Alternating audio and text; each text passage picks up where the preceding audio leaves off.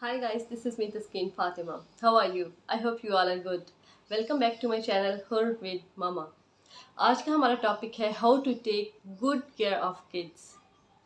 तो वीडियो को स्टार्ट करने से पहले मेरी आपसे रिक्वेस्ट है कि अगर आप मेरे चैनल पर न्यू हैं या आपने अभी तक मेरा चैनल सब्सक्राइब नहीं किया तो मेरे चैनल को जल्दी से सब्सक्राइब कर दें और बेल आइकन को ज़रूर हिट कीजिएगा ताकि मेरी आने वाली वीडियोस का नोटिफिकेशन आपको मिल जाए। तो चलिए फिर वीडियो स्टार्ट। जैसा कि आप जानते हैं कि बच्चे टोटली हम पे डिपेंड कर रहे होते हैं, अपने पेरेंट्स पे डिपेंड कर रहे होते हैं। उनको नहीं पता होता उनके लिए क्या अच्छा है क्या नहीं अच्छा, उनको क्या खाना है क्या नहीं खाना, क्या चीज़ साफ़ है क्या चीज़ डर्टी है। तो इन चीज़ों का आपको ख्याल रखना होगा कि बच्चे को खाने के लिए सबसे पहले तो मैं आपको ये कहूँगी कि जब भी बच्चे को आपने खाना खिलाना हो तो बच्चे को आप अपनी गोद में लेके प्यार से, बहुत प्यार से उसको खाना खिलाएं। मैंने देखा है बहुत सारी माएँ हैं जो बच्चों को रोटी पकड़ा देती है, रोटी का टुकड़ा कि खुद ही खा ले, या फिर कहते हैं कि अभी नहीं खाना, जब इसको भूख लगेगी तब खा लेगा। ये तरीका सही नहीं है। बच्चों को खुद खिलाना पड़ता है, उनके साथ बातें करके, उनको स्टोरीज सुना के, उनको पोएम्स सुना के। बच्चों को कहता है कि ये लो खाना, ये खा लो, तो बच्चे कहते हैं नहीं हमें नहीं खाना, हमें भूख नहीं है। वो गुस्से से, कई बार बच्चे गुस्से से कह देते हैं कि नहीं हमें नहीं खाना, क्योंकि बच्चों को टाइम चाहिए होता है। उनका दिल करता है कि हमें कोई खुद खाना खिलाए, हमसे प्यार करे।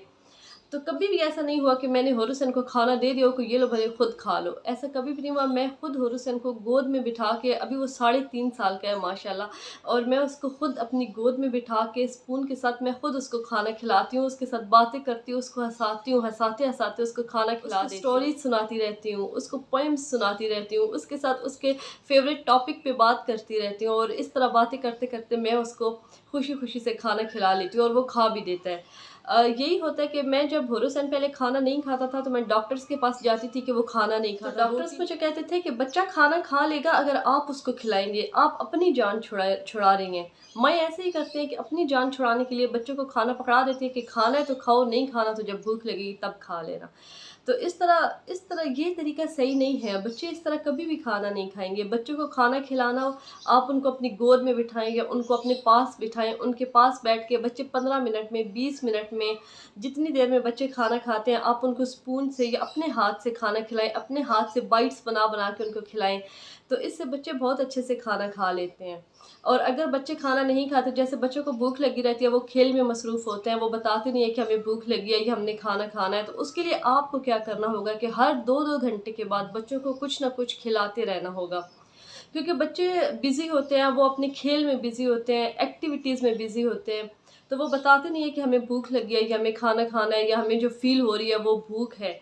तो बच्चों को समझ नहीं आती। तो आपका ये काम बनता है कि आप जब भी देखें कि अभी 2 घंटे हो गए या 2 घंटे से ऊपर टाइम हो गया, हमारे बच्चे ने अभी तक कुछ नहीं खाया, तो कुछ भी उसके लिए बना के तो वो बच्चे को खिला दें। और बच्चों को जो भी खिलाना हो उसके लिए एक बात का ख़्याल रखना होगा कि आप जो चीज़ भी अपने बच्चों को दे रहे हैं, आपको एक मेन्यू बनाना होगा, बच्चों के लिए एक डाइट प्लान बनाना होगा।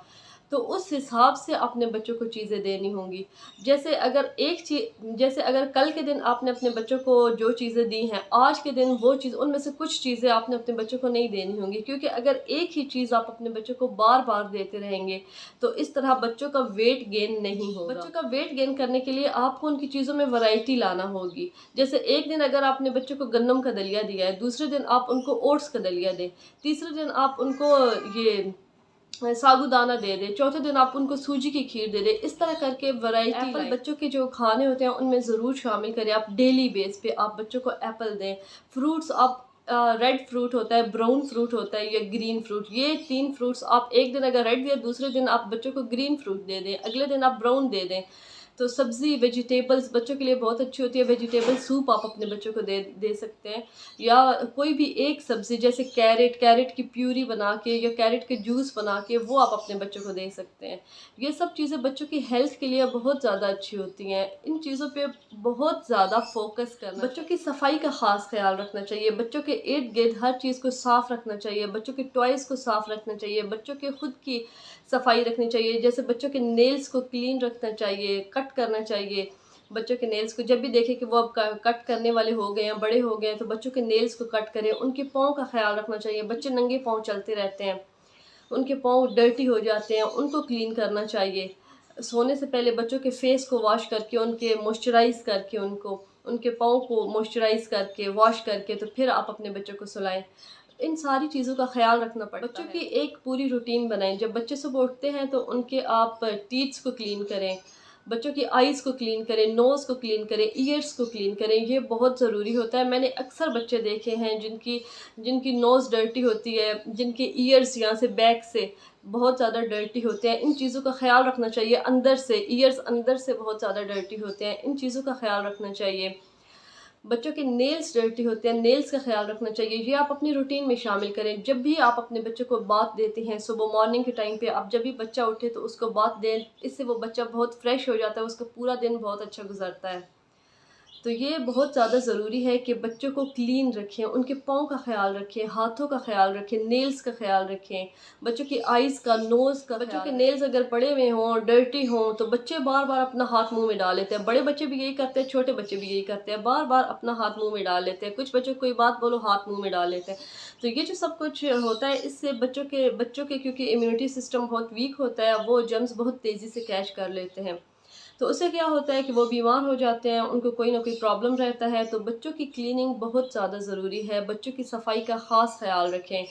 और एक और चीज़ जो मैं बताना चाहती हूँ कि जो जहरीली चीज़ें होती हैं, जिस तरह मॉस्किटोज़ का वो जो एक लिक्विड होता है, वो या कुछ भी इस तरह की जो भी चीज़ें होती हैं, वो आप बच्चों के इर्द गिर्द नहीं रखें। इस बात का ख़ास ख्याल रखिएगा। अभी कुछ टाइम पहले ही एक मैंने वाक़या सुना था कि एक बच्चा था, तो मॉस्किटोज़ का वो जो एक लिक्विड होता है वो वाला उसने पी लिया था और उससे उसकी डेथ हो गई थी। इस तरह की चीज़ों से बच्चों को दूर बच्चा नहीं सेंस कर पाता कि ये चीज़ अच्छी है, ये खानी चाहिए या नहीं खानी चाहिए। लेकिन आपको तो पता है ना कि कौन सी चीज़ बच्चे के लिए सही है, कौन सी नहीं है। तो जो भी जहरीली चीज़ें हैं, उनको आप अपने बच्चों से दूर रखिए। ये थी हमारी आज की वीडियो। आई होप गाइज़ आपको मेरी वीडियो बहुत अच्छी लगी होगी। अपना ख्याल रखिएगा। मिलते हैं नेक्स्ट वीडियो में। अल्लाह हाफ़िज़।